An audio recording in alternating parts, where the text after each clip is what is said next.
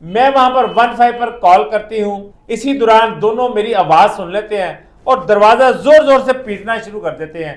ये दरवाजा जब पीटते हैं तो मैं डर जाती हूं। फिर ये आवाज लगाते हैं कि आयशा, अगर तुमने दरवाजा ना खोला तो हमने तुम्हारी नंगी बरहना वीडियोज भी बनाई हैं, तस्वीरें भी बनाई हैं। अगर तुमने 2 मिनट में दरवाजा ना खोला तो 2 मिनट लगेंगे इसको अपलोड होते हुए और तुम किसी को मुंह दिखाने के काबिल नहीं रहोगी। तुम 15 पे कॉल कर लो, तुम जिसको मर्जी इतला कर लो, हमारा कोई कुछ नहीं बिगाड़ सकता। हम बहुत तगड़े आदमी हैं, बड़ी तगड़े लोगों के साथ हमारे ताल्लुकात हैं, तुम जो मर्जी कर लो।